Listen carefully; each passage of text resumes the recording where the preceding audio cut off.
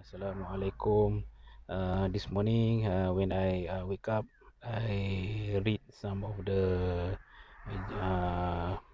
paper or journal, which is with the title "Entrepreneurship: Making the Leap to the Entrepreneurship" by Jamie Schmit, written on 2nd of April 2020. It's around 1 year ago. So let me share with you this writing written by Jamie.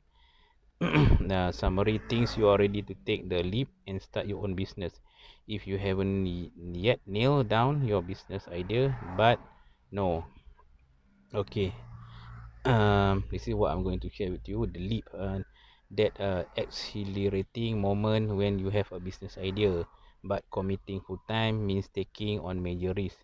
Getting a startup off the ground can leave you vulnerable emotionally and financially,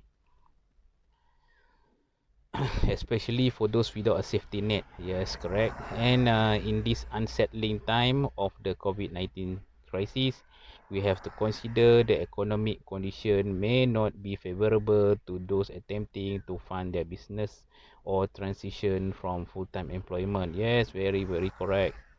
At the same time, many are being forced out of jobs right now, so perhaps there no time like the present. But in any climate, if you don't take the leap, your dreams of autonomy may never be achieved. Yes, it may just be that now more than ever we need more entrepreneurial spirit. Yes, correct. I'm agree with you. No matter how great the business idea or how determined a founder might be, many startups are destined to fail. Yes, many, correct. Through my own experience founding and growing Smith's Natural from my kitchen to an acquisition by Unilever, overcoming business threatening obstacles along the way, I've come to understand some primary principles that entrepreneurs can pursue to help ensure the viability of their own businesses. Make your commitment first to yourself and then to the business. Entrepreneurship requires a strong love for the work you are doing. If your heart's not in it, you can only go so far. Prioritize self talk and leave space to flag as you develop. Ask yourself, if your plan actually works out, are you willing to be in this business for the long haul? If you haven't yet nailed down your business idea but know that entrepreneurship is the path for you, you will need to determine where your passions lie. This may require some exploring. Okay, this is about her story. After college, I quickly found myself working my way up to the corporate ladder in a promising HR position in Chicago. I was secure in my finances and benefits, but felt unsatisfied and wanted more autonomy and creativity in my work. Knowing that HR wasn't the ultimate path for me, I uprooted my life and moved to Portland, where I maintain a commitment to soul searching, determined to discover my passion and purpose and uncover my untapped skill. After pursuing a series of hobbies and side hustles, everything from wood carving to interior design to trying to grow low fast pong, I finally figured out that I wanted to do when I was 31 years old and 7 months pregnant. Okay, this is about her story. Very impressed for me. Okay, I attended a DIY class that worked my passion for making and selling natural personal care product. I knew I was ready to make a new commitment, this time to life as entrepreneur. Believe me, entrepreneur is really really hard at the beginning, even to myself. Pursue your abilities, develop skill and authority. Once you have solidified your business idea, it's critical to pursue learning experiences to expand your knowledge base. Start by researching the industry you want to break into, as well as the competitive landscape. To understand how to differentiate yourself, bounce ideas of bounce idea off of friends and family. You can serve as focus group and sounding board. Volunteer in related organizations to gain hands-on experience. Write and publish content to establish yourself as a thought leader in your new industry. Build your network and attend industry event. In 2010, when I started Smith, I prioritize side hustle within my industry that were relevant to my business, such as formulating and making private label product for a local spa, creating DIY personal care kits for an e-commerce site, interning at an herb shop, and even working as cashier at local market where I could watch how customers were interacting with my product on the shelf.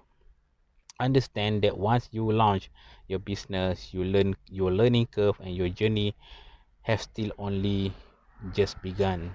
In fact, as your startup grows, you will be required to venture further and further out of your comfort zone, building on your expertise and leadership skill, as well as navigating the complicated landscape of financing.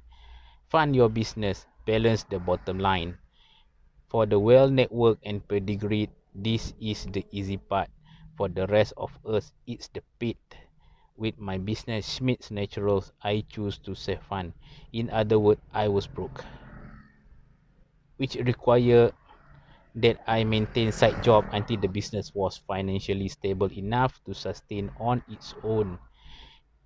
If anything had gone horribly wrong, that would have been the end of my business. Indeed, there was time that Schmidt was pushed to the very limit.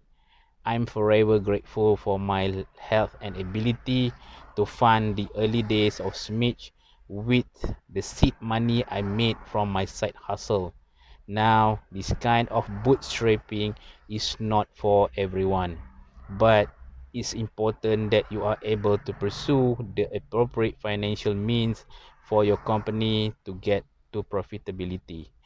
Whether that's through debt, equity, or revenue based financing, or identifying a partner or co founder, your business will not survive without cash flow. Yes, I agree, very, very correct about this matter. This is what inspired me when I read about her journey, her sharing. It was really, really inspired me this morning. No, will it survive if you leap hastily into the wrong funding arrangement? At the crux of each option for funding your business are the amount of risk you are willing to take, the amount of collateral you will need to achieve your vision. Higher risk mean cutting your odds of success, but some shots are worth taking. Ultimately, you have to ask yourself, what does all in really means to me? Integrate your life structure for sustainability. Your ability to make entrepreneurship fit with the other piece of your life is perhaps the most difficult part.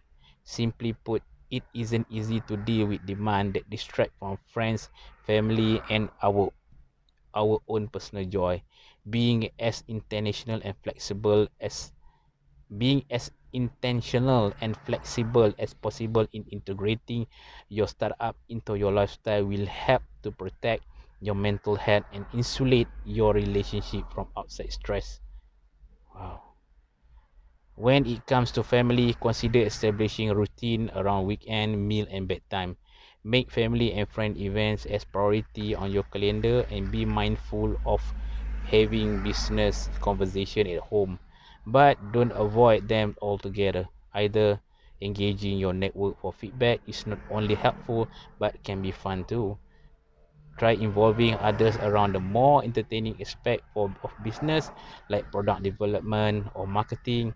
Entrepreneurship can be an isolating experience, and finding ways to bring others into your world in one way of building a bridge to the outside.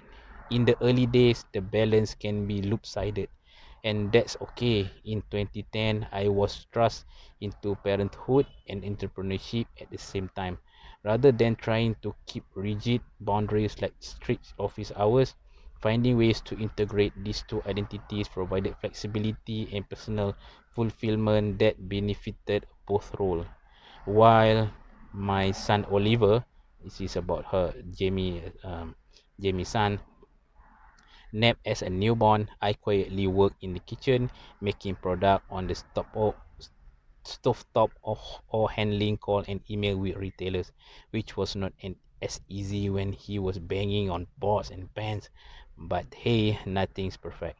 When I drove to make ingredient pickup or drop off shipment at the post office, he came along, and when I pitched stores, I walked in with Oliver in one arm and a box of product in the other. It didn't hurt to have a cute kid when closing a sale, and I enjoy every second of having him with me for the ride. In spite of all its challenges, entrepreneurship is worth it, at least for those like me who thrive on the unexpected, are okay embarrassing themselves every once in a while, and get a thrill out of dealing with never-ending challenges. It's fun, messy, and a little dangerous. If you are wondering whether you have, if you are wondering whether you have got what it takes, but you have made it this far, I encourage you to take the leap. You will never know until you try. Yeah, thank you. Great writing. Yeah, this is what I'm going to share with you in this first video. Hopefully it will inspire who see this video and make new challenges in their life. Okay, thank you. Assalamualaikum warahmatullahi wabarakatuh.